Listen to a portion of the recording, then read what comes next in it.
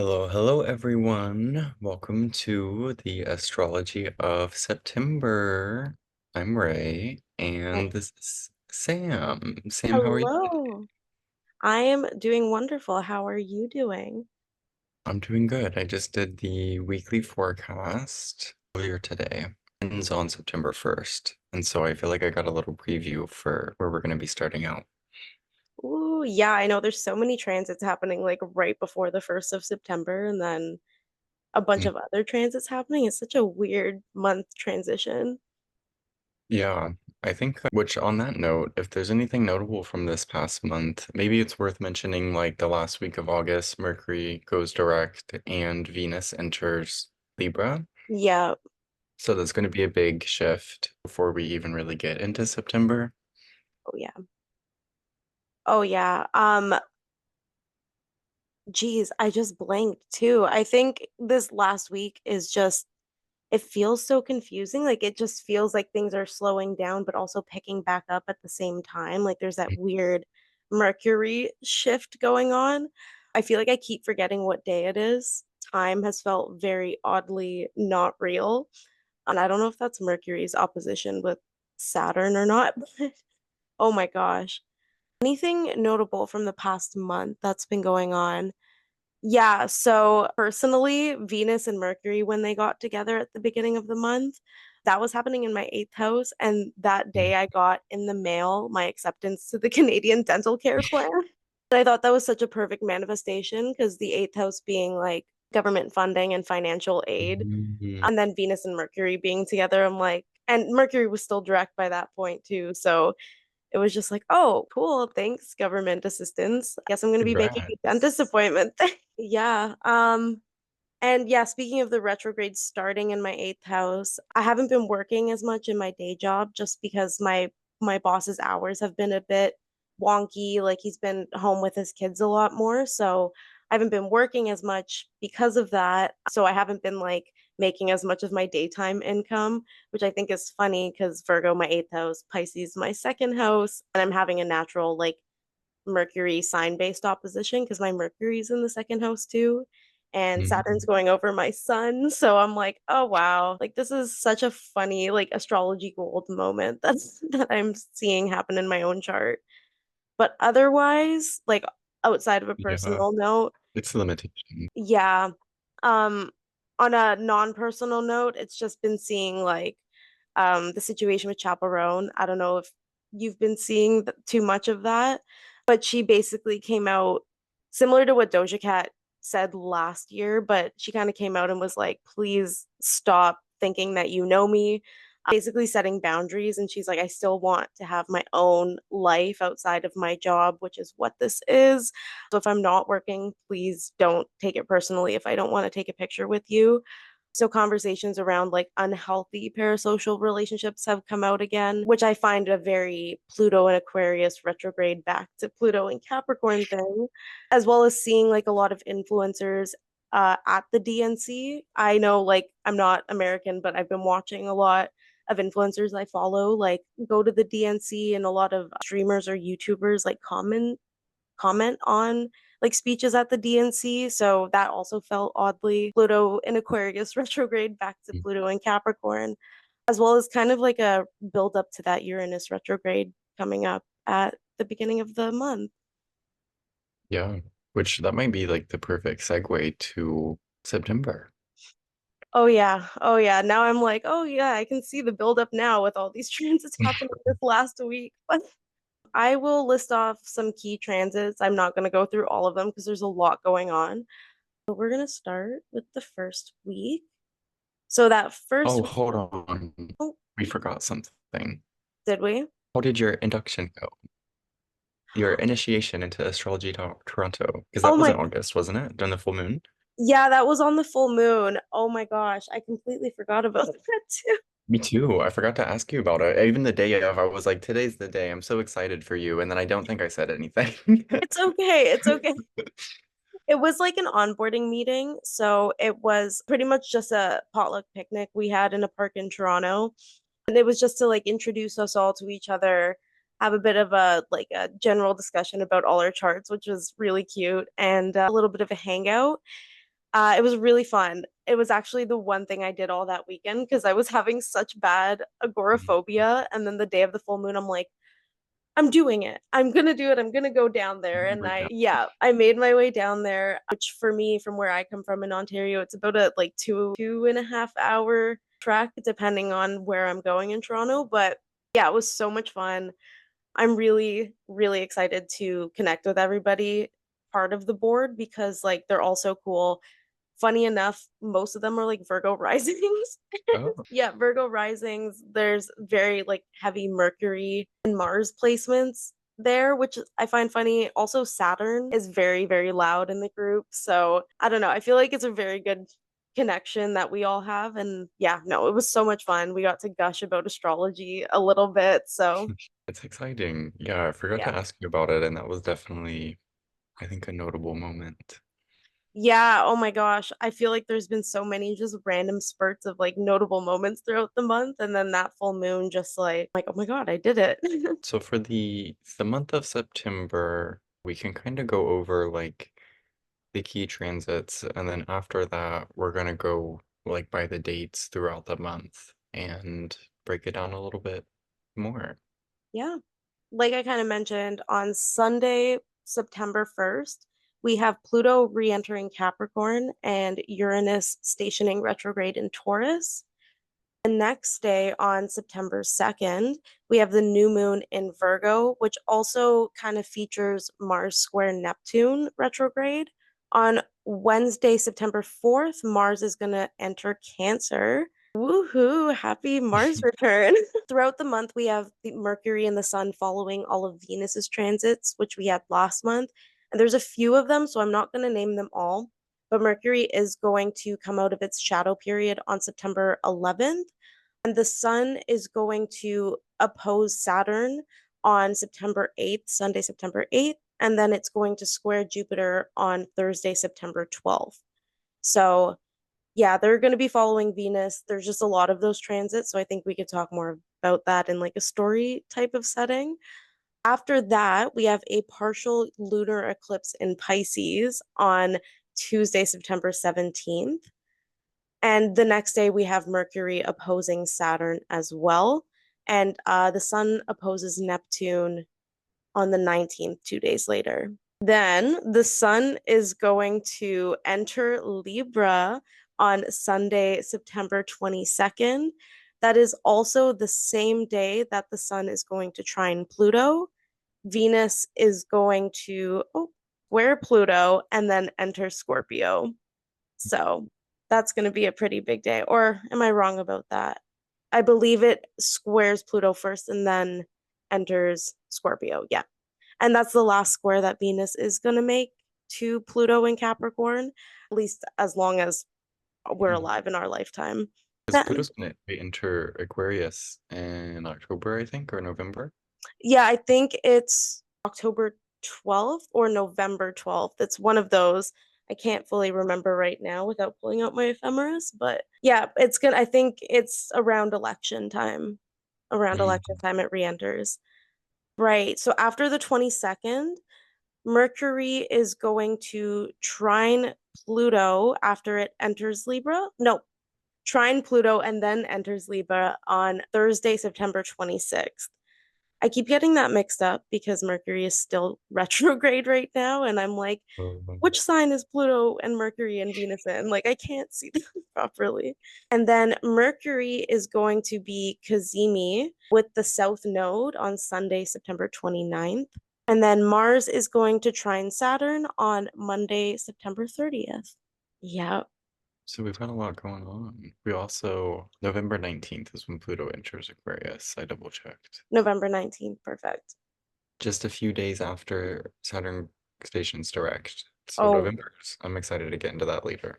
wow. But yeah, September, it starts off pretty strong because we've got that Uranus stationing retrograde in Taurus and also Pluto re-entering Capricorn. Let's start with Uranus. With Uranus retrograding in Taurus, it kind of makes me think of, and especially because Jupiter's in Gemini now, but when Jupiter was in Taurus, I remember listening to a talk by Stormy Grace who's a wonderful astrologer. If you don't know her, look her up. And she mentioned Jupiter and Taurus being about collaboration and about, nourishing each other so that we all become stronger, about how astrologers, it's not a competitive field, how we all add value to it by doing different things and by doing similar things and by working with each other. So even though Jupiter's in Gemini now, I think Taurus still has that energy of working together and nourishing each other and building each other up. And with Uranus retrograding there, I feel like one of my first notes was sustainable revolution. Not just being different or being countercultural for the sake of it, but being intentional with it, nourishing hope as a form of counterculture. Because if you have a culture of fear or of disempowerment where it makes you feel like you can't do anything about what's going on, then nourishing hope is a form to counter that. And so I feel like that's kind of where Uranus is going to be hitting us, especially because it's going to be really collective. It's going to be it's an outer planet, so it's not as much of a personal thing, as much of a collective thing. So yeah, I wrote down getting clear about your hopes for your world, country, communities, and believing that they can be part of reality. And reality is more than just what's in front of you. It is co-creative and adaptable to our fantasies. Treat your ideals as seriously as you treat your reality. Yeah, I really, really love that you said that. It feels very, as like a Pisces, it feels very Pisces Virgo axis to me, Mhm. but also very Taurus Scorpio just because of the sustainability, the like fixed nature of both of those signs. I really love that you said that like reality is a co-creative thing because I've been seeing a lot of talks by activists and people who are in the social justice realm, and they're saying we need to look at what community looks like outside of our current systems. It needs to be accessible for everybody. It needs to take into account disabled people and people of color and queer people. And it's not just about the fight that we're doing now, but like what comes after it. What do we want when we dismantle these systems? What's not working with our ideal of that? So I've been seeing a lot about that come out.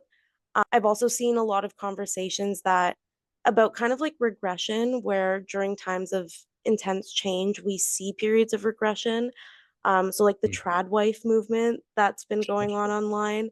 I think about that, how that's becoming a really big thing. And I think a lot again about regression and like how people are going to move backwards and fall back into old patterns as a way of like we need to see what needs to be changed and what we have to give people that hope for like there's something better outside of this and like you can have that choice regardless, but we need to make that choice free for everybody. Yeah, I think Uranus retrograde is going to feel very like collective, very collectively, and obviously depends on where it is in your chart. But these ideals of like, what does it look like outside of these systems or like traditions breaking? What do things look like on the other side? And can I idealize and create that for myself? Yeah, totally. I remember seeing something recently that was like just kind of worrisome about the politics and about how there was a feeling of how there wasn't a revolution going on and how they felt like I think they were just kind of watching things happen and they had a response that was very strong. It was very, there is a revolution going on. It is actively happening already. People are very active politically and it's more of just an awareness of it. And Yeah. I definitely see like how communities, I don't know, I really think it's interesting. One thing that I've been thinking a lot about is the fact that one of our third party candidates this year is on at least 48 ballots, working on getting on the other two, and how one of their biggest things in their platform is like universal basic income. Mm, And that is so controversial, I think, to Americans, especially and particularly to Americans, that you have anything you get, you have to work for. And there's no nuance, there's no accommodation, there's no compassion or understanding. It's just like thrown at you.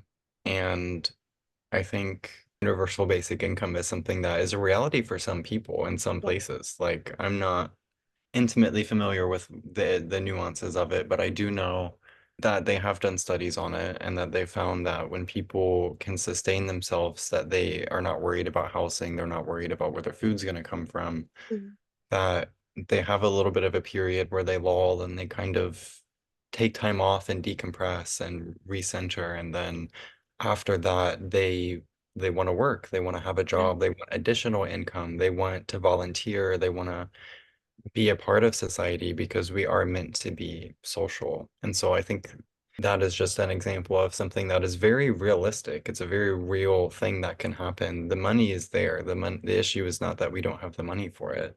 The issue is just it's not a priority. It's not a priority to our politicians, and I think it's a real it could be a reality. And for some people it is a reality.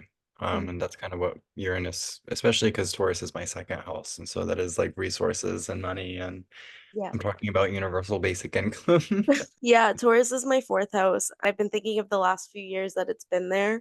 And it's not been much about like home or my parents or anything, but it has been about my own foundations and my own upbringing because I've been chronically ill since I was a kid. So that's been a huge part of my upbringing. And I never associated myself with the word disabled.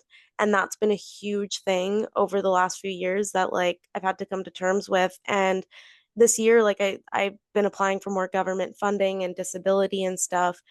And the idea of universal basic income seems like it's becoming more of a reality for me. The fact that you talk about that, and it's just more battling these like internal foundations I've created for myself around how I think about myself that I've been battling. So it's just seeing that, yeah, and then the connection with the Virgo stuff going on in my eighth house is very, very prominent. But universal basic income is something I definitely see. For some reason, Taurus gives me the vibes of like, I think I've heard Austin Coppock talk about it as like our food systems and our railway systems and those things that like provide us with material to live. So yeah, and like the Canadian Railway Union, I think, is striking up in Canada, and like the federal government is trying to get them to go back to work. And I just think about how like the supply chains have been so limited here because of the railway strike, and like those systems are what we need to like survive and sustain like food and our resources. So Uranus come retrograding at the beginning of all that just seems very interesting. It's like a huge disruption. Yeah, and hopefully like the retrograde is bringing some kind of like processing and some kind of movement Mhm. for them where like maybe they started before the retrograde, and then now that it's retrograding in Taurus, it's like, okay, now things are changing. They know that we're serious. Like, let's give them some better working conditions. Yeah, there's been a lot of strikes announced from what I've been seeing, so I'm interested to follow it. I know a few strikes ended during the Mercury retrograde, but with Uranus retrograding in Taurus, I'm interested because it seems like it's a yearly thing when it does retrograde there, that a lot of strikes either start or stop, or unions are announcing things. I don't know much more specifics about any of these situations, which I should, but I'm definitely going to look into it as Uranus starts retrograding.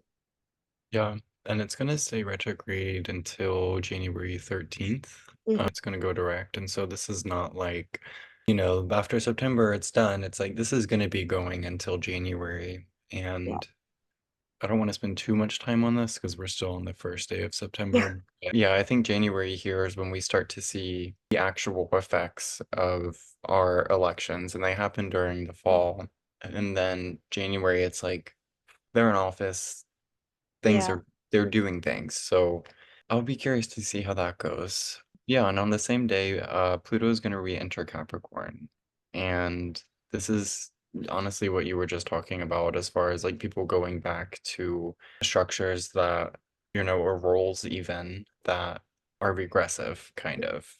And that how that is also a sign of progression, which I think is really interesting because it feels like for maybe the last decade or so, it's been, I'll say pre-COVID, the last decade pre-COVID, because since then it's been wild. It just feels like it moved a lot slower. Now Yeah. I just feel things feel like they're moving very fast. Yeah, do you have anything to add about Pluto?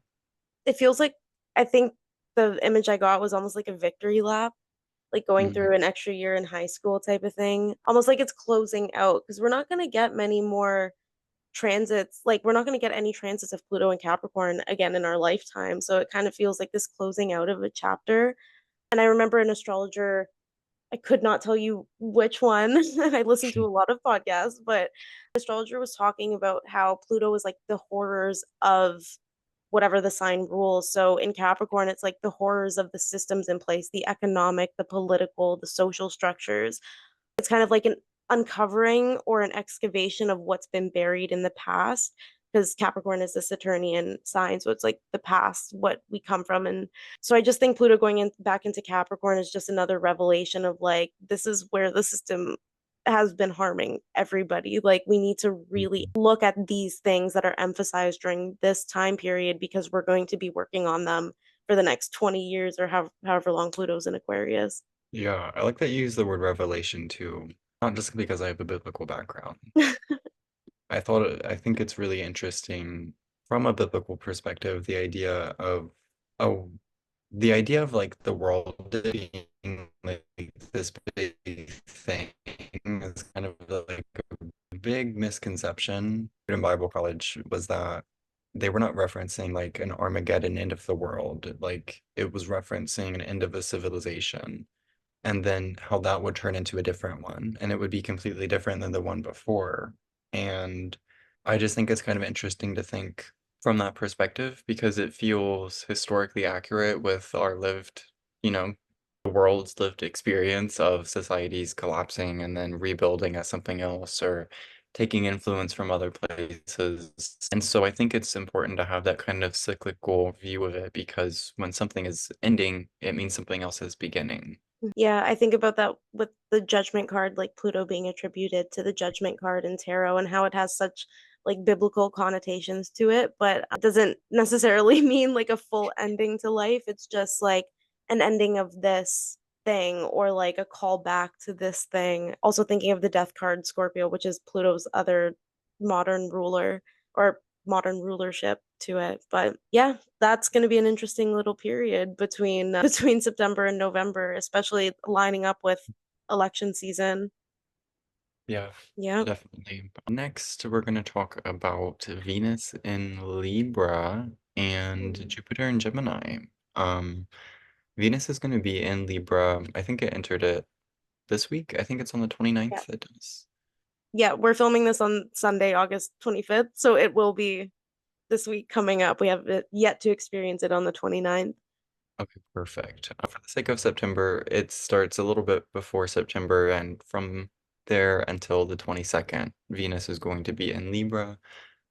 And that is just a much better little conversation than we had last month about Venus and Virgo. It's kind of the opposite, where Venus was in kind of a disadvantaged position. Yeah, tell us about Venus. You have a little bit more notes than I do. Um, I have been really interested in Venus lately for some reason. I think it has to do with me watching all of our friend Jen's Venus updates on YouTube. I need to get Uh, on that. Yeah, oh my gosh, she's great. Definitely will link her at the end of this, I hope. But Venus will be in domicile, so that means Venus is going back home. She's going to be comfortable coming from somewhere where she was definitely not super comfortable and had to literally fight her way out. She's coming home finally, and there's like an emphasis on Mhm. connections and relationships, but I think more on a mental, airy level. So it's not as sensual as like when it goes into Scorpio, which we'll talk about after, but it's more like building bridges. So making sense of the previous month, for example, like coming out of Virgo, she probably definitely learned a lot going through the month of August. So now she has to build those bridges of connection between like what just happened and remembering moments of beauty almost, and being like, okay, like this is what I need to go forward. It's kind of like conflict resolution, or how we achieve peace rather than achieving peace itself. And yeah, like a almost like a responsibility towards connection or reconnection after the past month. It's like mediation and negotiation. Like there's much more value in that. I do think of people like myself. I don't have Venus in Libra, but I think of this notion of like, I like to debate with people as a way to talk Mhm. about values. Like, I'm not trying to negate opinions or like Mhm. trying to convince people of another way, but it's just for me to understand other people and make connections and talk about values and see where we align and where we don't align in things. It's just a way that I like to connect with the people around me. And I know debating is seen technically more of a Mercury Mars thing, but especially when Venus is in Libra, like I think of her, both of her sides, like the morning and the evening star, and how there's like a strategic side to Venus. Yeah, totally. I'm thinking about my Mercury and Libra the whole time you're talking about it because I relate a lot. And I know we're talking about Venus and Libra, but the idea of just being able to see both sides Hmm. and having that be like you're debating on equal ground. You're not debating on I'm better than you or I'm more correct than you. It's like it's equal ground. It's trying Yeah, to find out where do you weigh a little bit heavier, where, are you a little bit lighter? Like it is just kind of an equalizing kind of thing. And I don't think it's always seen as that way, but yeah, I think that's what it is. I think as you were talking, it made me think of how Venus and Virgo, during the month of August was kind of about putting other people's needs before our own and having to figure out how to be useful to them. And like, I think we talked about masking as a service to other people yeah. and how, that can actually be something helpful and good. Venus and in Libra, it feels like, okay, we've reached a compromise. You've seen that I can meet you where you're at. I can mask a little bit, and then we can go home and I can unmask, and then you can meet me where I'm at. Mhm. And it's having a little bit more balance and of being just in a bit more agreement, like how to achieve peace, like you were talking about. Like, Mhm. how are we going to move forward? Not how do we feel about what happened and getting stuck there, but what do we want to do moving forward? Yeah, and Libra being a cardinal sign, it is that directionality of like, let's go, let's move forward, knowing where to go to. I know people give Libra a bit of flack for being indecisive, but they are the scale. They do weigh things before Mm, moving forward. And I think as you were talking, I was thinking of the word compromise, which is a very Venus and Libra thing. It's the like give and take, it's knowing harmony takes reciprocation, and there needs to be a level of give before you can fully take, right? yeah. And I think one of your notes I really, really like is responsibility toward connection. And I think that's a really good word with compromise or a good concept to connect to compromising is we have a responsibility towards our connections and our commitments. And compromising is a way to fulfill that responsibility. Yeah, yeah.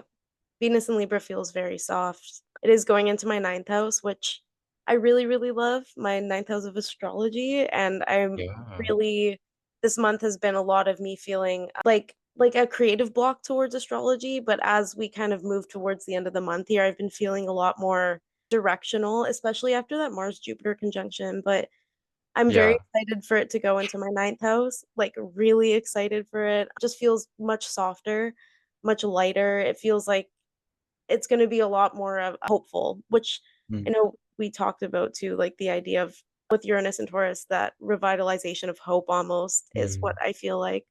Yeah, definitely. And on the subject of hope, around the same time, so while Venus is in Libra, it's going to be making a trine to Jupiter and Gemini. Jupiter and Gemini is also going to be making a square to the Sun in Virgo during the same time period that Venus is in Libra. And so on the same day that Venus enters Scorpio, the Sun enters Libra, and they just barely miss each other. Right. And so while Jupiter is in Gemini, it's going to be making that square to Saturn in Virgo and a trine to Venus in Leo. And I think Jupiter, I'm getting a lot more comfortable talking about Jupiter. I don't know why, but I feel like it was just something that really eluded. It was very elusive. It was very hard to pin down. But my notes for Jupiter, I put Jupiter and Gemini is like putting a lot of plate or a lot of food on a small plate because you have the biggest planet and it's growing even, it's getting bigger and it's so freaking big that it's pulling the center of gravity for the universe, not Mhm. at the middle of the sun, but towards Jupiter a little bit. Yeah. Like it's just huge and it's trying to fit in this smallest little wonky mercurial little Gemini house that's like being put together and taken apart as it exists And it's like putting a lot of food on a little plate. And so Mhm. it can be kind of feeling like you're trying to help, but you aren't really doing enough or getting enough. Right. Like, no matter how much you put on this little plate, you either have to like balance it really carefully or just eat less, or it just requires a little bit more finesse. It can also feel like not being able to recognize your need to help others or fulfill Mhm. their needs. That's very tricky because we don't realize sometimes we have a need to fulfill others' needs. Very, I think, kind of that Virgo Pisces axis that we've got going on. Yeah. And then also just that cooperation involves both parties. Like it requires both parties to participate. Hmm. And Yeah. so that's kind of it for Jupiter. I don't have like too much more than that. Yeah, I know I've been thinking a lot more about Jupiter in terms of its square with Saturn. I haven't thought too much about its trine with Venus, but I do know that Venus in Libra is also the scales, and like it is the scales, and then you've got Jupiter in Gemini, which is like choice.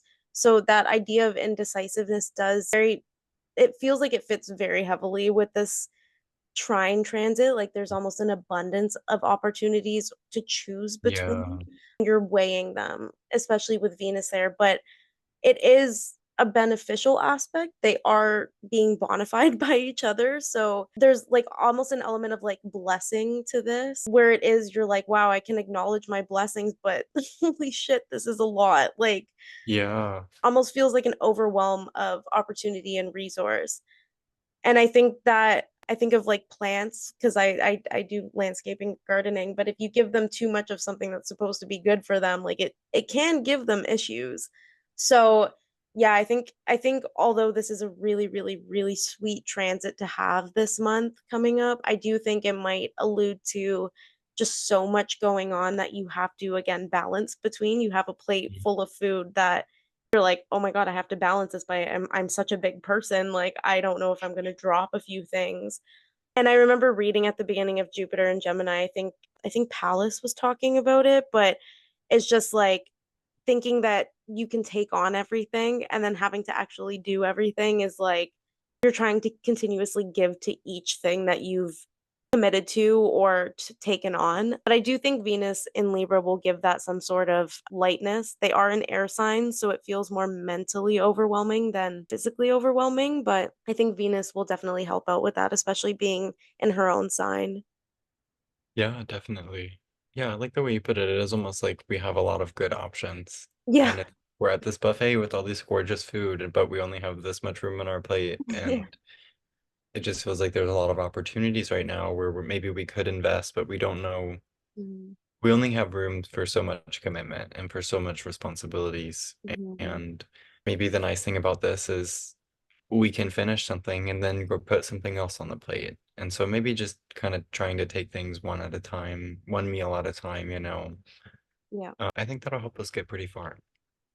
Yeah, and I'm gonna kind of tie that into the new moon because I think the new moon happens Mhm. like second day of September, but this is all kind of happening within the same time frame. But the new moon is still going to be in Virgo, and Mhm. although we do have Jupiter in Gemini and Venus is in Libra by that point, I had written that the new moon is opposing Saturn during all of this, so there's like a creation of new processes and working with like current limitations and blocks. So although there is this feeling like of a bunch of good stuff coming in, I think we're still with the new moon reevaluating like what do I need to implement to be able to handle all of this.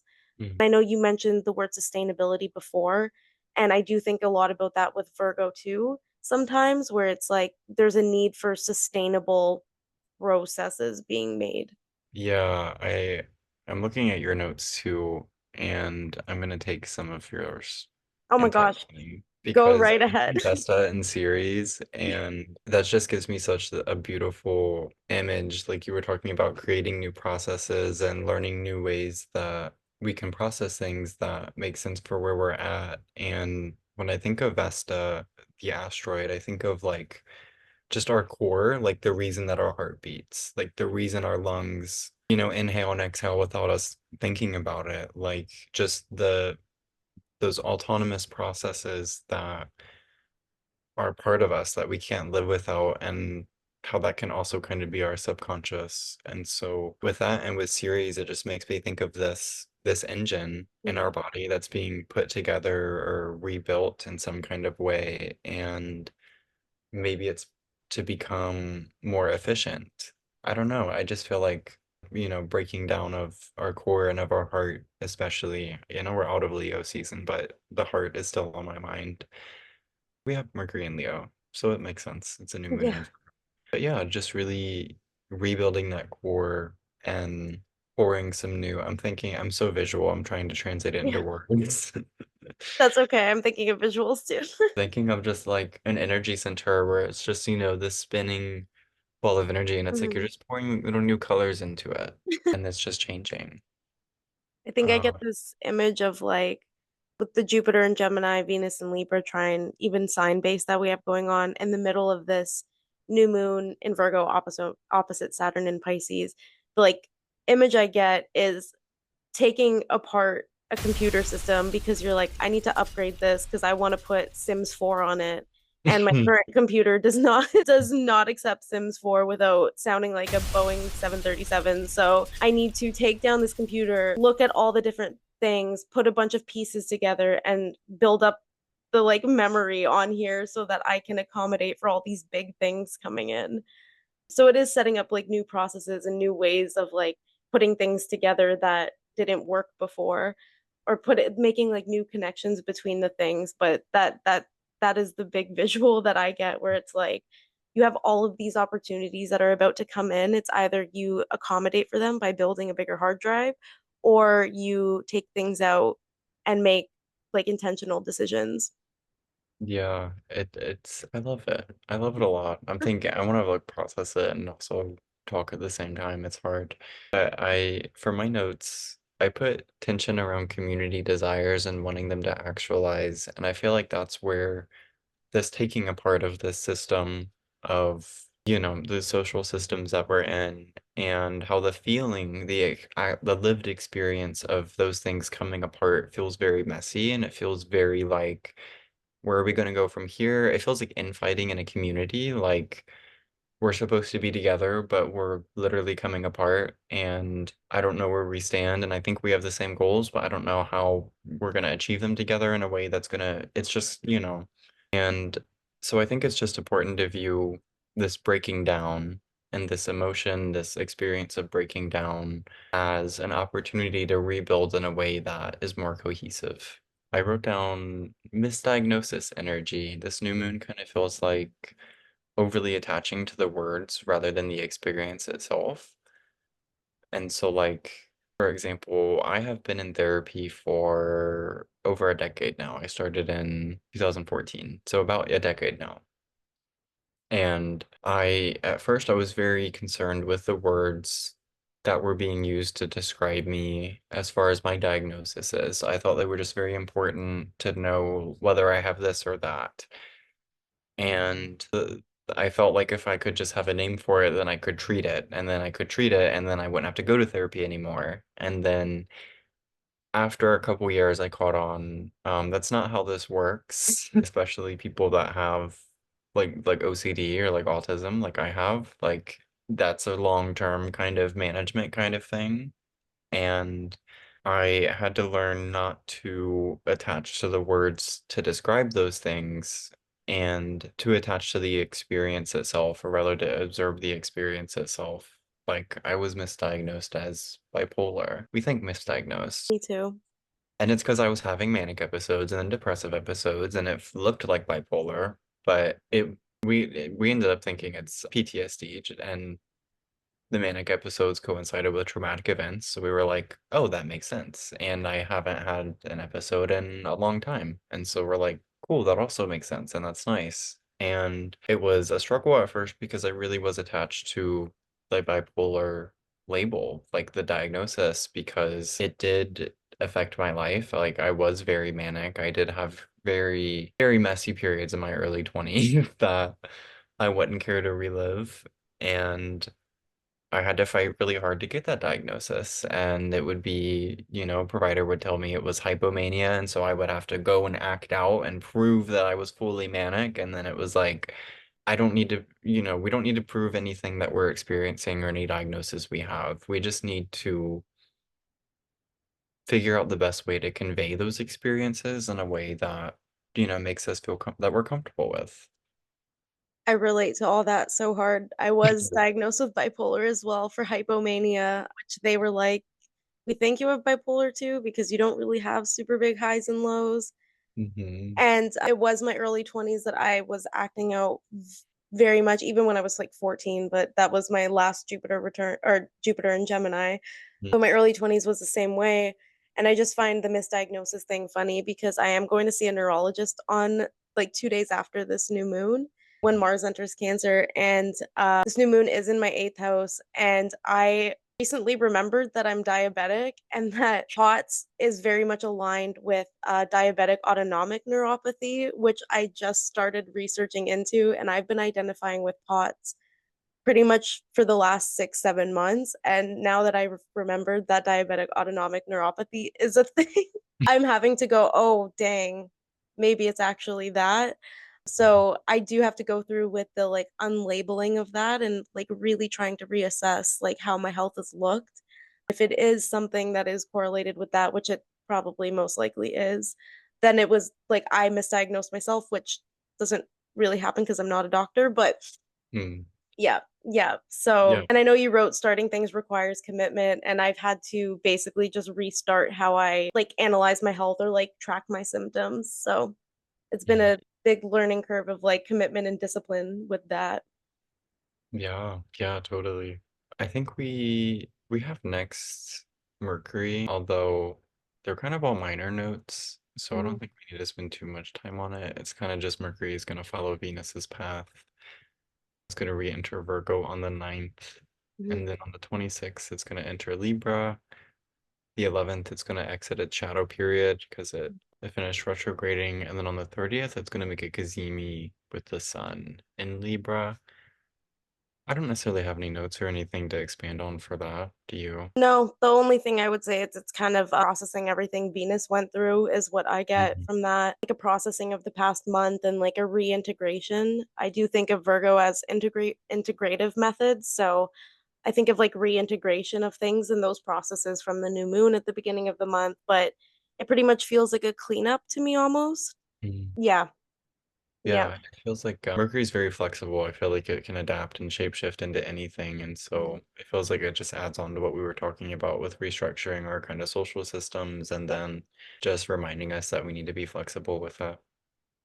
yep, yep. I know the next pretty big thing happening is Mars entering Cancer after a square with Neptune. I love Mars in Cancer. It is my favorite, probably one of my favorite things in my chart. Maybe because it's also conjunct Venus for me, so I'm just I love it. But yeah, Mars in Cancer, it is especially traditional astrologies are gonna watch this and be like, why are you cheering Mars is in Cancer? That's awful. We're all gonna die. Let me explain why. I love Mars in Cancer. It is where Mars is said to be like very debilitated. It's said to be in fall, and when a planet is in fall, it's where Venus was last month in Virgo. It's said to be, just it doesn't have what it needs. It's difficult. It is this planet of violence and war, and it's in the sign of birth and nurturing and growth. And so I think, there's a certain amount of a struggle that comes with that inherently. And I think when we view astrology as something that is describing things rather than causing them, it can be very grounding to know, like, okay, if I'm struggling with, for example, communicating too aggressively or too passively or too passive aggressively, it could be Mars in Cancer. And I just need to be, gentle and mindful of that. I said, don't beat a dead horse. Let past conflicts stay in the past. That's another thing is things don't really die in Cancer. They're birthed there, and Mars kills things. It's death. And it's just like every time I cut one head off, two more comes out. So you don't want to get into the past. You know, I wrote down sometimes seeking peace is the catalyst that reignites old wounds. Yeah. If it's sleeping, let it sleep.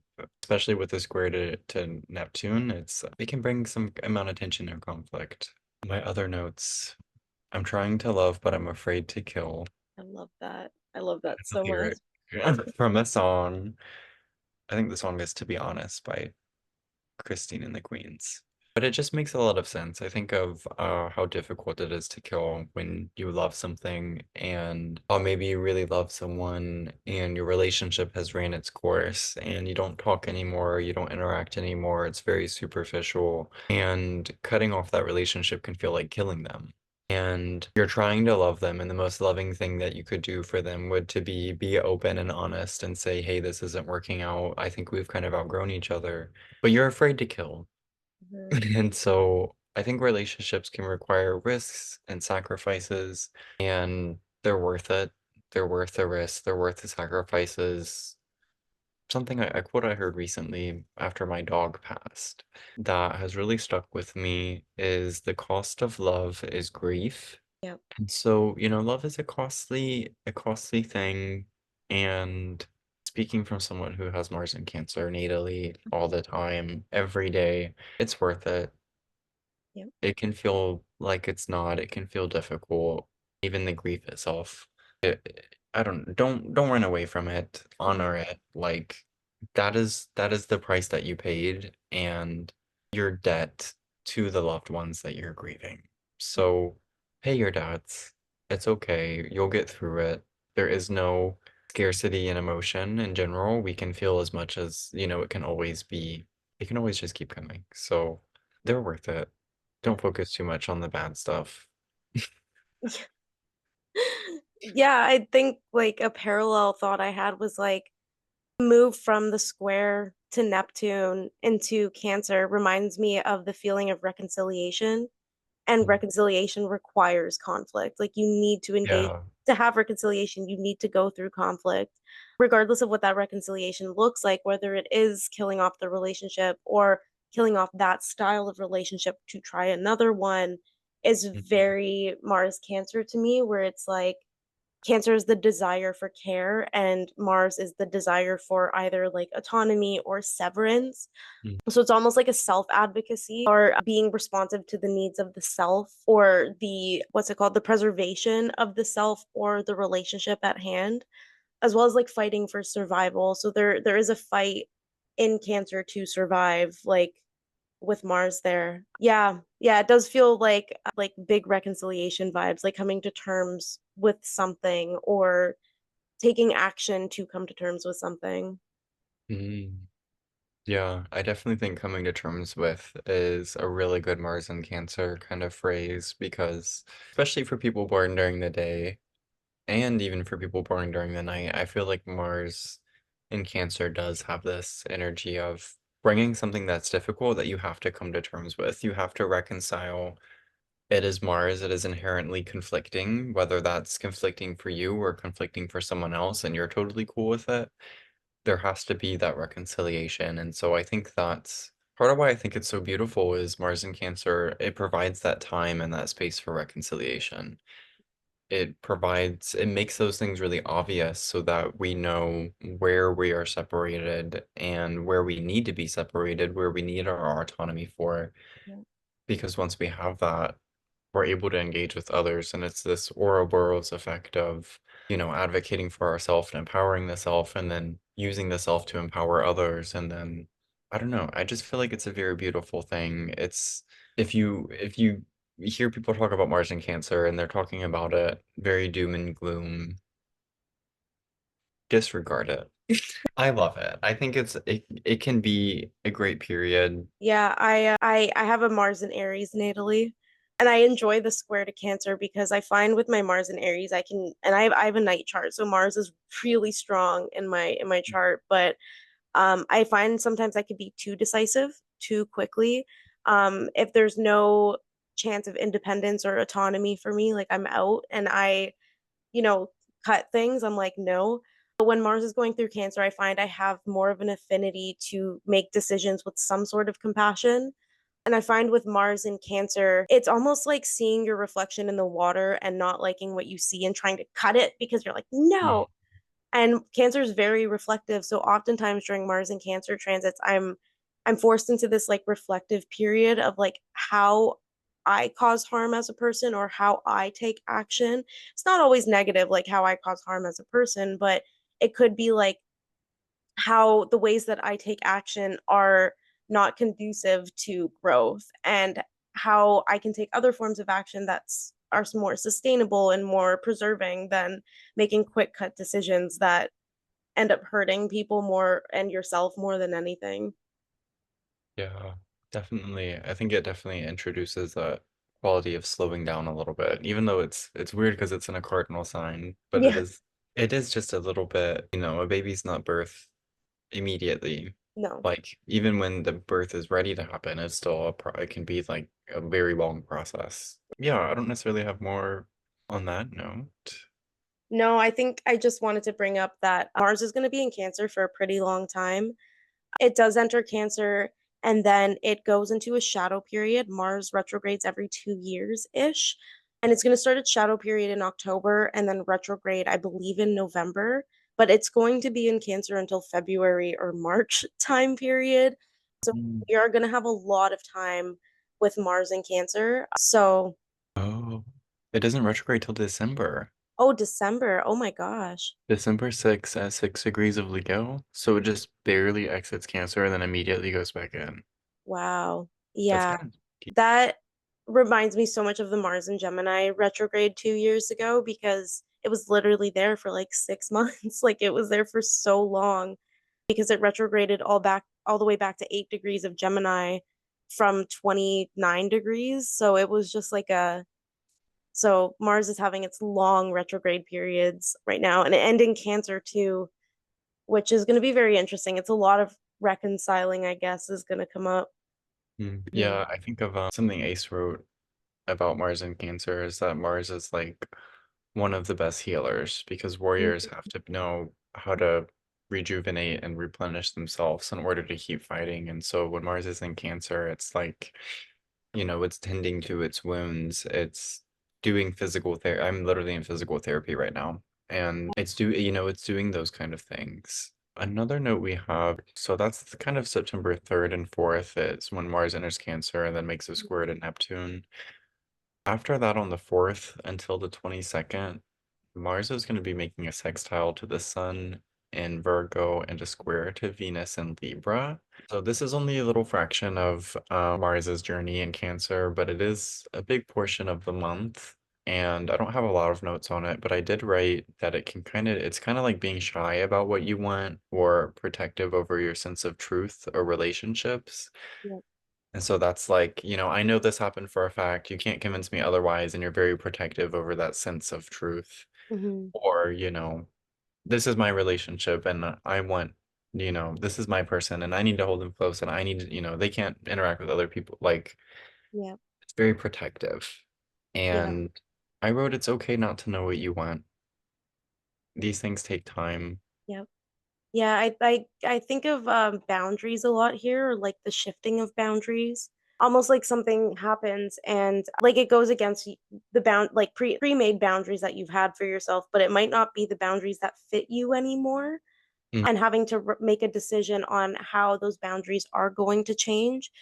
Mars in Cancer feels very much protective to me, which is boundaries. It's very much like I assert my boundaries. I know what my boundaries are, but that tension with Venus and Libra is almost like I want to grow my connections with people, and these boundaries that I have in place for myself, I might have outgrown, or I might need to implement more boundaries. Like there's that Venus and Libra is almost like a weighing of how this works for me and what protects my emotional security or my sense of preservation. And then the sextile with the sun and both the sun and Mercury that are going to be in Virgo, it feels like putting in the work because I know sextiles are a beneficial aspect, but I do think of them as having to work with them to get the benefit, almost like having to put in the work to get the opportunity back.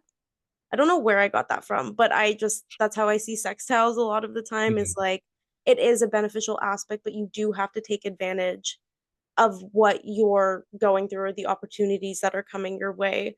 So yeah, just with the sextiles of the sun and Mercury, which Mercury's in a place that it loves to be, it's almost like these conversations, um, having these conversations and allowing yourself to be vulnerable and almost analyze with people or through conversation or through learning just helps break down like, okay, what do I need out of this? And Yeah, it's really I'm relating like a lot more than I want to with what you're saying. And I think it's so interesting. Like there's two different examples off the top of my head where my husband and I we have, agreements about our relationship and boundaries, and we're analyzing those constantly because our relationship is very dynamic. mm, And kind of one of our agreements is if there's someone that we're kind of dating or talking to, like, is that we're not going to be like home alone with them at the mm, house without the other one there, just for, that's just where we're at. And there was a time where we had a friend stay over, and then our roommate had a friend stay over, and the next day I had to bring my roommate's friend home. And then I left Ty and his friend home alone. mm, And it was one of those things where we were both kind of breaking an agreement that we had. But what else we were, am I just not yeah, not gonna take my friend home? Am I just gonna like say mm, figure it out? Like am I yeah, gonna kick my other friend out at 9 in the morning? Like it just wouldn't make sense. And so we just had to be flexible, and like I don't even really think we talked about it afterwards because it was just like, yeah, we agreed not to do this, but also we have to understand that there are times, and then there was another time more recently where someone I am kind of talking to came over and we were hanging out, and then like probably 10 minutes after he got there, Ty got a call and they were having an emergency at work and he had to leave. And so I was left home alone with someone. Again, breaking the agreements we had, but also understanding you can't plan for everything. Like you can't right, plan for emergencies. You can't plan for, I guess I could have planned taking my friend home better, but he couldn't have yeah, planned his work better. And that's just the point. It's just being flexible with yeah, where you're at with the agreements that you have with people. Because if the agreement was broken or the boundary was crossed, but there was no damage done, there's no harm done, yeah, then there doesn't need to be like a retaliation or, yeah, anything to make up for it. Just as something that happened. And I think, just viewing things that happen as things that happen. Yeah, I put for Mars is sextile to Mercury and Virgo. I put just get it's kind of like getting what you want once you can finally put a name to it. Because I feel like that's a lot of this battle is just not knowing what we want or not knowing the words for it. yeah, yeah, yeah. No, that makes a lot of sense. I like the different like keywords that you kind of had in there of like equity and like what is agreeable and like what is agreed upon, but the crossing or breaking of boundaries. I find like squares aren't a scary thing. It's kind of that internal like, oh, a boundary was just crossed, but it no harm, no foul. Like the weighing of the mental like nuances of the situation is very Venus Libra, and like the fair response to that breaking or crossing of boundary. Yeah, and like Mars and Cancer being a very crisis oriented sign, like the ability to respond in crisis almost. It's just very accurate, that image to me of like Mars square Venus in Libra or Mars in fall square Venus at home is like there's going to be stuff that you can't prepare for, but how Mm. you direct that situation and like how you converse about it after that Mars sextile Mercury is very, very prominent. Yeah, and that's a really good segue into September 7th. Mercury and Leo is going to make a square to Uranus and Taurus. Yeah. Yeah, I wrote down the opposite of depression is not joy, but expression. And expression does not require visibility. And so I think you don't have to be happy to not be depressed. You don't have to be like joyful, but you can just express things. And I think even expressing sadness can be the opposite of depression, which sounds so contradictory, but we're talking about Mercury here, so Yeah. it's allowed to contradict. It's allowed to kind of be Yeah. everything. Yeah. This is the third hit of that square too. The first one was Venus was still direct, or Mercury was direct, and I believe Uranus was direct too. That was on July 21st. And then Mercury retrograded back to the square with Uranus on the full moon on August 18th. And then now we have the third hit of that. And I was saying in my notes in the new moon was that it feels like, oh, sorry about that. Someone was calling me, but it feels like Mercury is ready to talk about what happened almost. Like it's ready to break out of that pattern. It kind of kept going back on the fixedness and it kept revisiting that fixed cycle. And then finally it's like, no, I'm ready to go forward. I'm ready to do something about this. And I think that goes along with the expression. Oh, I think that goes along with the expression part of things. Sorry about that. But yeah, going Mercury running back over it, coming back out of a fixed sign, going into Virgo, going back home. That square with Uranus is very like things are visible now, and Mercury is proud of it. Like Mm. almost proud of it, but very willing to take stage with that or be loud about going forward. Yeah, yeah. And I think we kind of see the progression of that, especially on the 9th, because that's when Mars and Cancer is going to make a sextile to Mercury and Virgo, and Jupiter and Gemini is going to square Mercury. And so that does feel like that extra attention is going to help you put a name to what you want. Like Yeah. going through those disagreements or those breaking of boundaries, especially when there's no harm done, or especially if the harm is, minimal. Yeah. Um, that helps us clarify and edit what we actually want so that we can fit everything onto our plate without it overcrowding it. So that's where that tension and those squares are actually very helpful because it helps us clarify and really sort through things. And I think too, just if I've learned anything about Mars and about struggle, if nothing else, struggling for a while, expressing that struggle, you get tired of it and then you don't struggle with it anymore because you're too tired to. Yeah. Yeah. Yeah. I think of Mercury helping out Jupiter here because Mercury is exalted and at home, and then Jupiter is in Mercury's house, and Mercury just being like, "We got this." It's kind of like working with Mm, someone who can't understand math, and them seeing the concepts as too big to like break down into smaller steps, and then Mercury being the tutor or the teacher being like, "Okay, so this does this because this does this." mhm, Um, I think of like I always ask the why in math, like why does that do that? And that's what got me overwhelmed with it was like I don't know why, but you're telling me that it just works. I don't know why that mhm, doesn't work. And then I had some tutors who would actually give me the why, and it just made math so much easier to understand. Like I picked up coding really easily because my coding teacher was so good at explaining the whys, like why code breaks down into this. And I grasped that really quickly. But that Jupiter Mercury square in Mercury ruled signs reminds me of that. It's like the ability to break things down and understand them, even when they feel overwhelming. yeah, definitely. I feel like that kind of ties into, where is it? Our lunar eclipse in Pisces happening on the 17th. Yeah, that's gonna be a fun one. It's going to be a big one, yeah. Yeah. I think it's going to be a little bit confusing overall. Hmm. I think Pisces can always be a little bit confusing, and especially because it's going to be conjunct Neptune. Right. And don't let confusion or any fleeting emotion define who you are.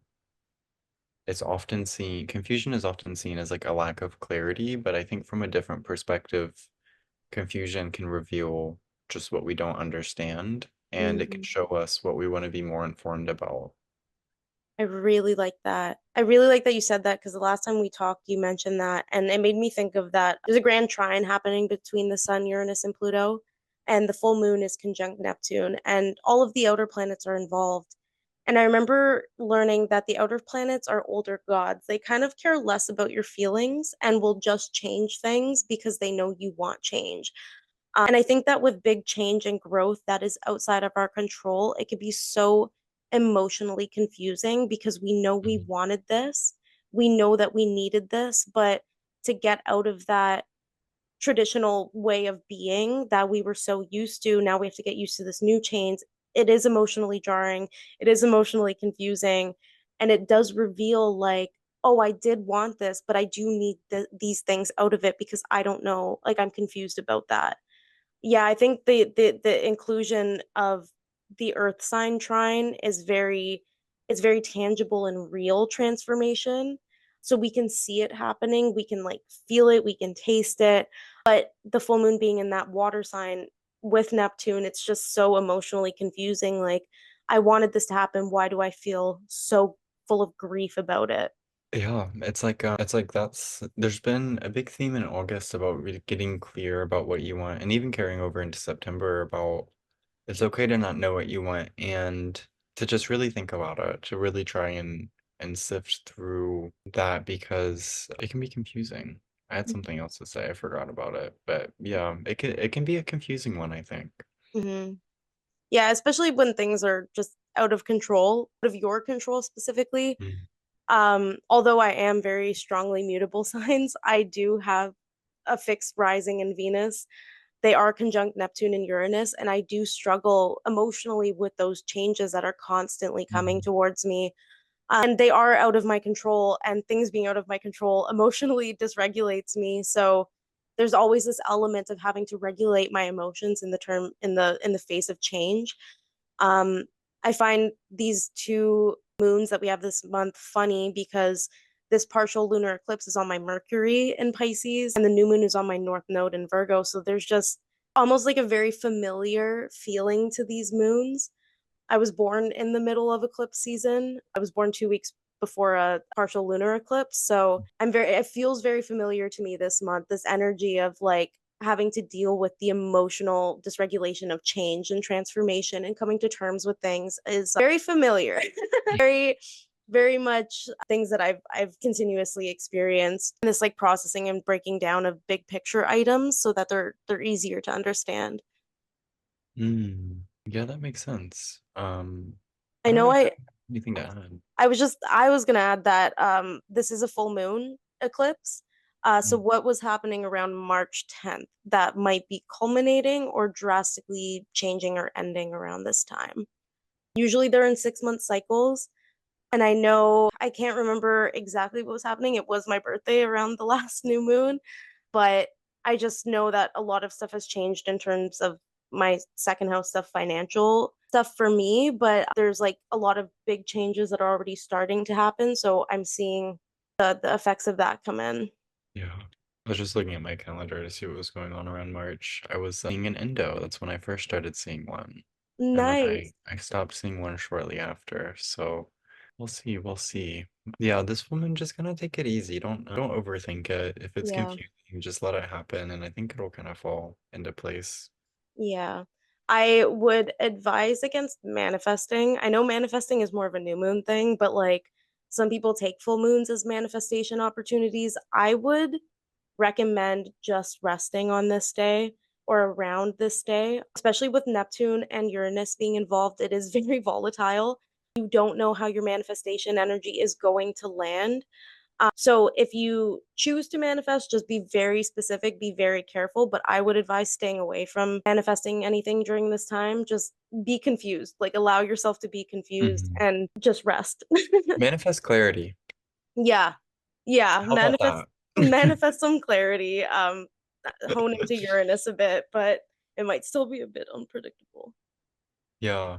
I think of like old people, especially when I think of naming things, because I feel like if there was an experience for something and they didn't know what it was called, they would just make up a name for it. They would just call it something, and it was so normal to do that. And I think it's normal to do now in, certain ways, but I don't think we have as much fun with it.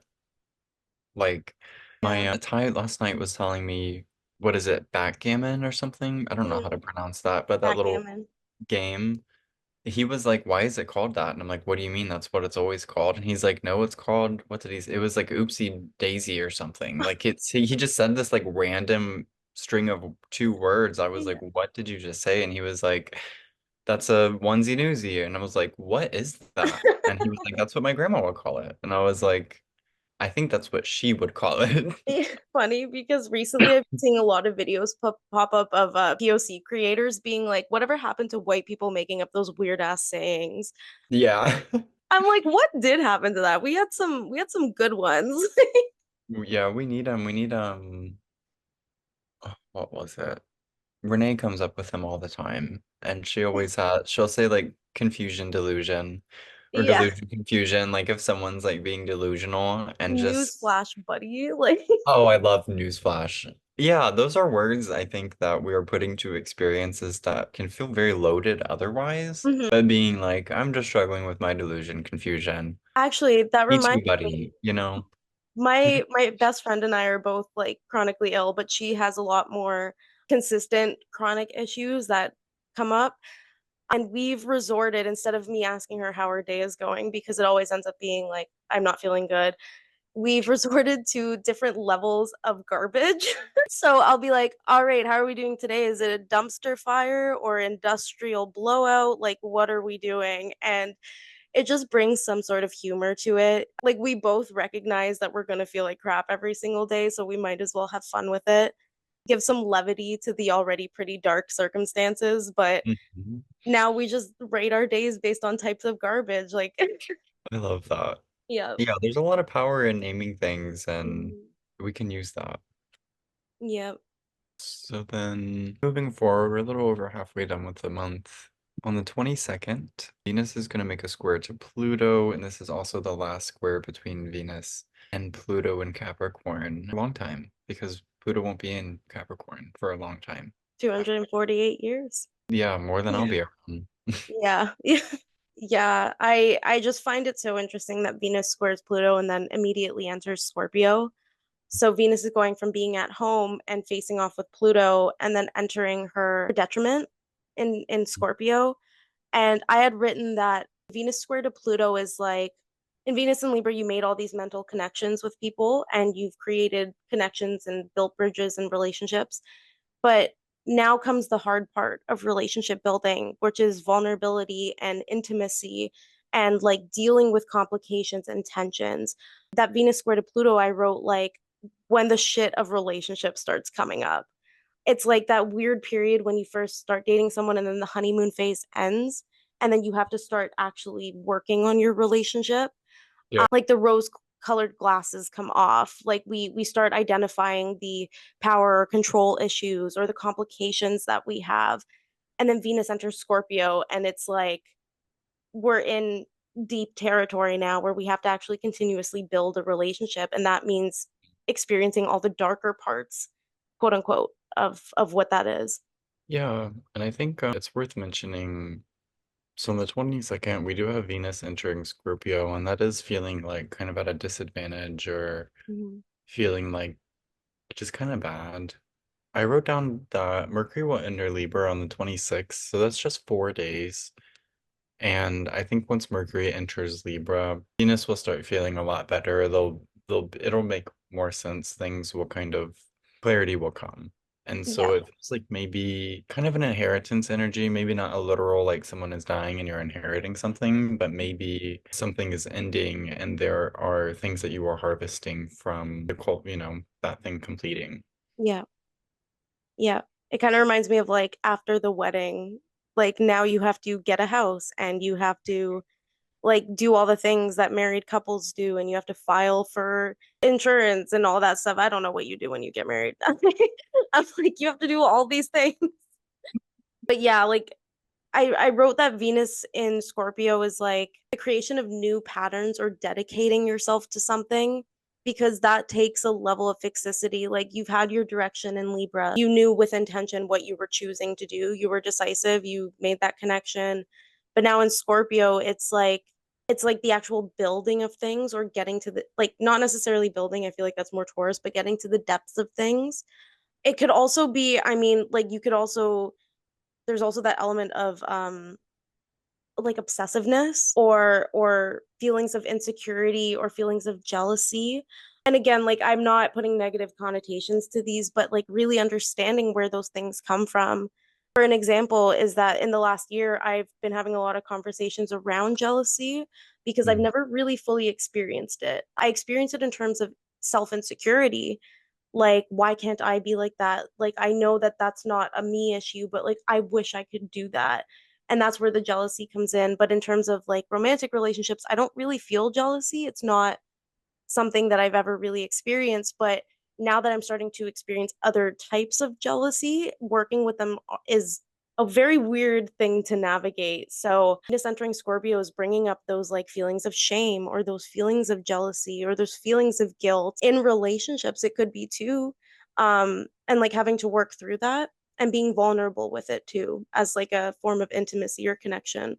Yeah, no, that totally makes sense. It kind of makes me think of how our relationships are grown from the experiences that we have, and we nurture them kind of based off of what we have available in our emotional garden, and Hmm. how, things that didn't work out or conflicts we had or, those kind of rotten moments can still be used as fertilizer to grow other things. Yeah. And I feel like that's kind of what Venus and Scorpio it is. It's not necessarily that building place like you mentioned with Mhm. Taurus, but it is that place of taking those things that are rotten about ourselves, that are maybe decaying, and allowing them to decay gracefully and to decompose with purpose so that those things are nurturing other areas. For example, my dog just passed away. I'm going to keep talking about him forever because I'm That's so okay. obsessed. But one of the things that I've been kind of using to cope with it is to just remember that I have other dogs. I have other dogs, and they were close to him. Like, they loved him very much. He was like he was bonded to all of them. They have different relationships with each other. Some of them are closer than others, but he was like he would sleep with all of them. He would clean all of them. Like, he was the common link, and I've had him the longest. So just thinking about how, loving them and pouring into their lives and taking care of them is also a way to show respect for him and for his life that he lived. It feels like my love for him is not going to waste. It's not, he was here and now he's gone, and then I don't have anywhere to put this care. It's like, okay, well, now I just need to do better by what I still have. Yeah. Um, so yeah, it just feels like just using those things that feel rotten and they feel grimy and they Hmm. feel maybe even dead, and allowing them to, die peacefully and nourish what we have left. Yeah. Yeah. I think I agree with what you said that with Mercury entering Libra, that it provides like kind of a solace for Venus and Scorpio. And the reason that I think that is, I go back to the bridge building and I think of Mercury being that messenger, like being able to cross that bridge and like Mm. go from both sides or both ways of thinking and be able to communicate them. It just feels like easier. I almost say reconciliation again, but easier like understanding of Mm. why things happen and being able to compromise on both sides of things. Yeah, yeah, almost like problem solving comes to mind because it's like, oh, well, this thing is decaying and dying. How do I use it for compost? Like it's kind of that, okay, this even though this thing is ending, like how can I keep going off of this? Like how can I use this as a transformative material. Yeah, it's almost like adding value to something after its apparent value has vanished. Mhm. Yeah, and value being a good Libra term, like a very good Venus Mm. kind of Libra term. I also think of like this is a period where connecting through things like art, like I can imagine going to an art museum and seeing such moving pieces that it helps you reconcile those really deep feelings, or Mm. seeing a movie or seeing a play, like seeing some form of art being performed that you can build those connective points in your brain to reconcile with those really deep feelings that you're having. Yeah. I think of artistry with Libra, which is why like I feel it feels like contemporary art or abstract art to me, or like finding the beauty in things that you wouldn't necessarily make connections between is kind of what I see there. Yeah, I think that totally makes sense, especially with it feels like with the 22nd and Venus and Scorpio, it's just kind of like we have that experience that inspires us to be artistic or to seek out art. And then by the 26th, that's when, we're writing poetry about it. It's no Mhm. longer just this tragedy. It is now this beautiful assortment of words that it encapsulates how you feel, and it communicates it and delivers it in a way where other people can relate to that same feeling, and it becomes art, it becomes moving and it becomes real. It doesn't just become compost, like Mhm. it turns into something and something else grows from it. And so, Yeah. yeah, with Venus entering Scorpio, it can be kind of a messy thing, but I think there's a lot of supporting factors going on at the same Um, time where we can work with that.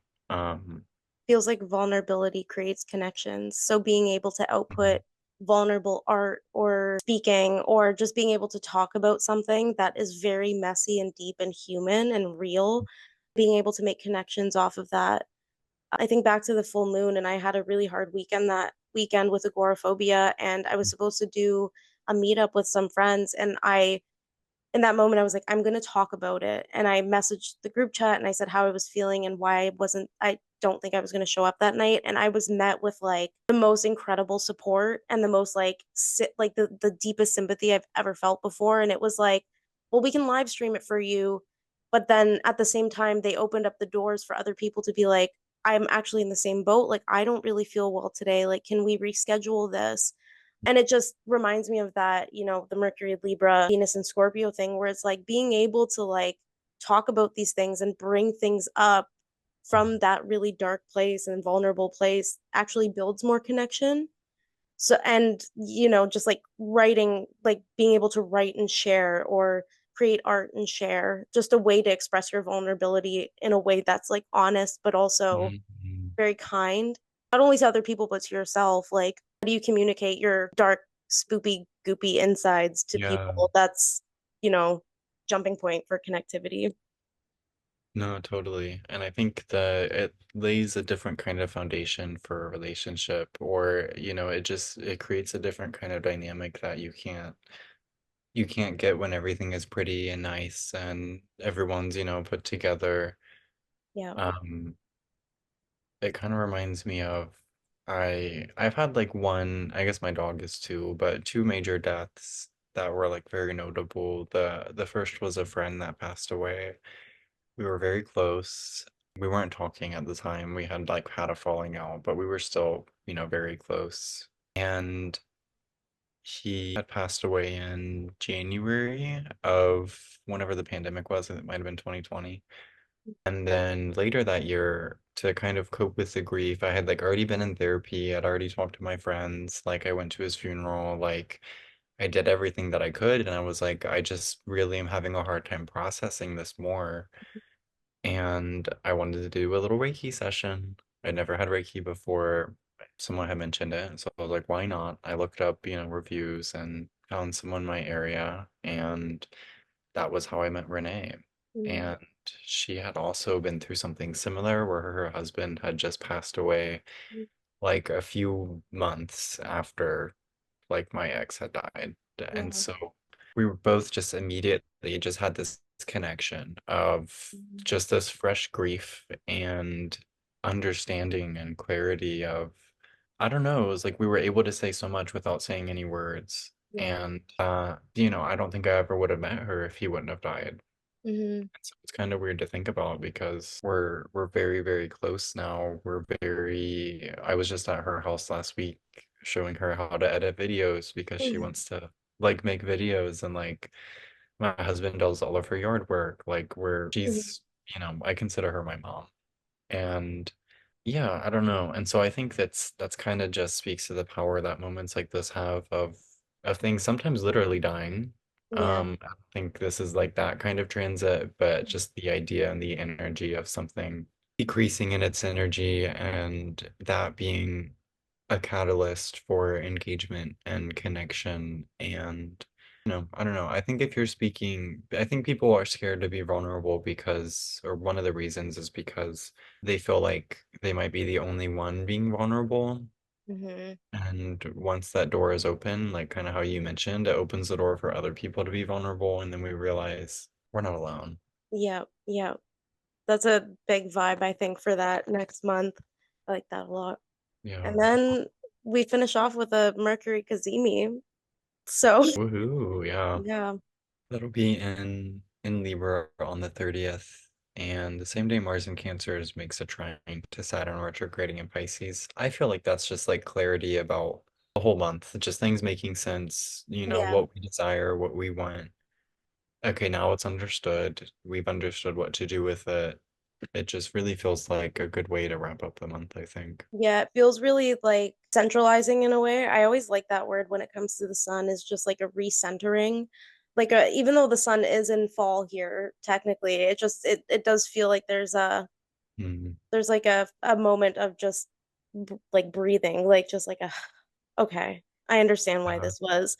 Yeah, that reconciliation too coming in because of Mars in Cancer trine Saturn in Pisces. I really like that transit actually. I feel like I remember a similar one happening, but it just feels very supportive.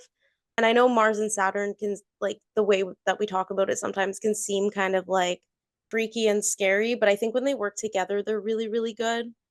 I have a sign-based conjunction between the two of them, and honestly, I can say sometimes that it gives me that discipline that I need and that resilience to like continue to do things. I want to keep going forward. I want to keep doing things. And although it's in Aries, so I can become a bit hyper focused and shift my direction a lot, it just, yeah, it just gives me that sense of resilience that I want to keep doing things. And Mars in the water signs, it just feels like emotional resilience too. It feels like a rebuilding of emotional regulation, like figuring out what works for you and being able to support yourself a bit better too.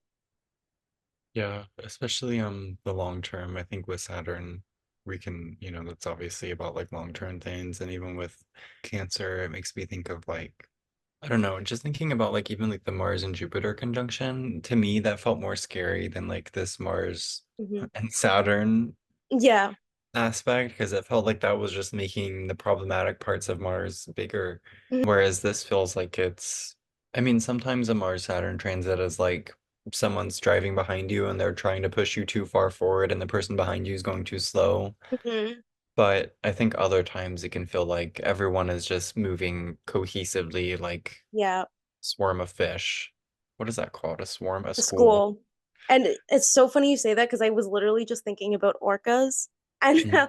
and how they're matriarchal and they move in pods and they're called killer whales, but they're just like Mhm. very protective of the ocean and they're such like sentient cognizant beings, but they have this like matriarchal way of moving. There's like a form to it. It just very much reminds me of an orca pod, that transit.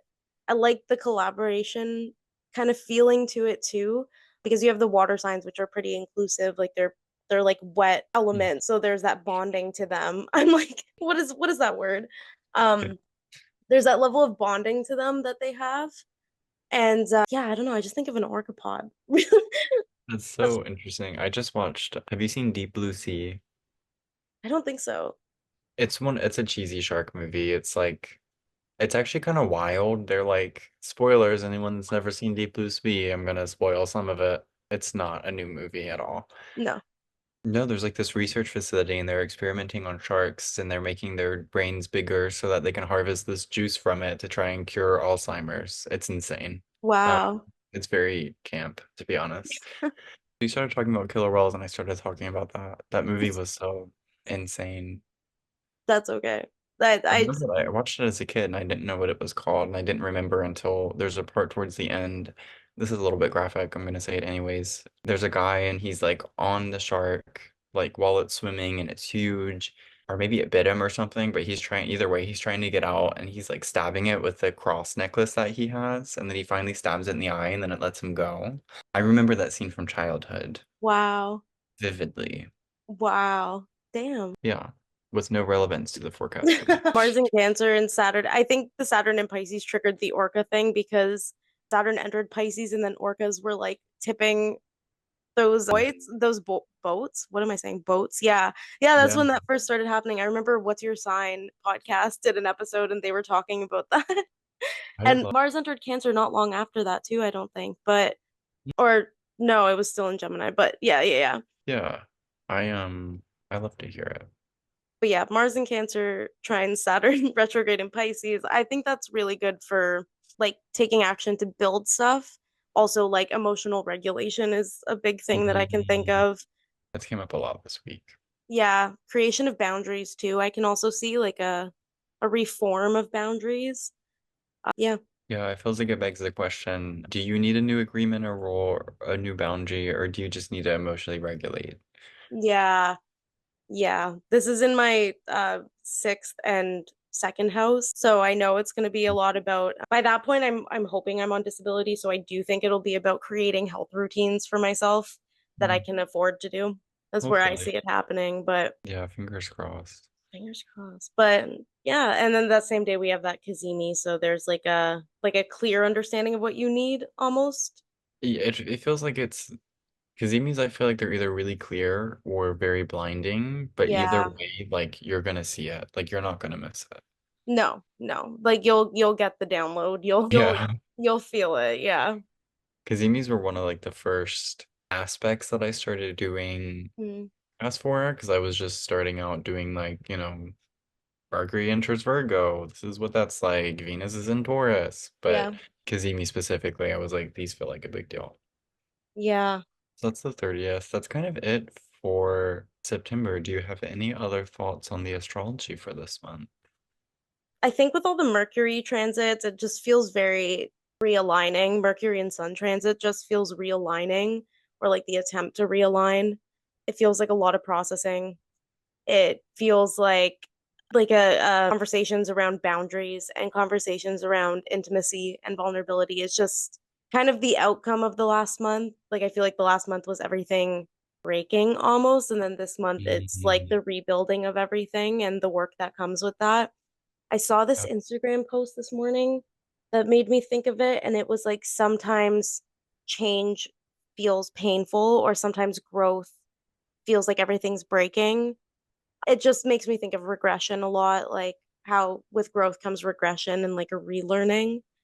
So this month, there is a lot of transits happening this month. There are so many going on, but I think it's all just squares and everything. It's giving that us that gusto to like do the things and put those things into action. Yeah, totally. And I think that regression thing is very loud, very apparent. I have a friend right now that has some kind of foot injury, and she said every time she goes to the doctor to get it checked on regularly, she's had to wear this boot for it. And she said they like scrape it and like irritate it and like take the scab off and like, kind of just aggravate it to promote more Yeah. healing.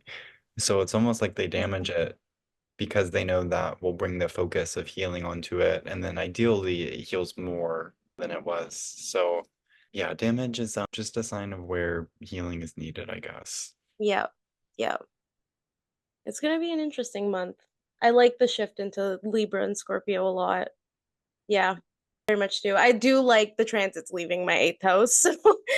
So yeah, when we get into Libra Scorpio season, it's my ninth and tenth season. So I'm like, thank you. Give me a bit more loudness, but not in the way that it's behind the scenes. Yeah. Yeah, Scorpio's my eighth, so I'll be entering that here soon. Nice. Yeah. I think that's all we have for September. Mhm. Do you have anything coming up? Anything you're working on, projects? Not just yet. I am in the process of putting together different types of mini readings I want to be offering over the next few months. I've gotten some good ideas for them, so I will be launching those soon. I am going to be instigating a writing practice, so I did open my Substack and will be attempting to start doing more long form content. But in the meantime, it's pretty much, yeah, just mini readings I'll be offering and Astrology Toronto work I'll be doing. I'm so excited to see how that goes. Me too. Me too. Um, well, that's all I have. I'll make sure to put my links in the description. I'll make sure to put a link to your Instagram there as well. Yeah, I really enjoyed having you today. It was a lot of fun. Thanks so much. Thank you, everyone. We'll see you next time.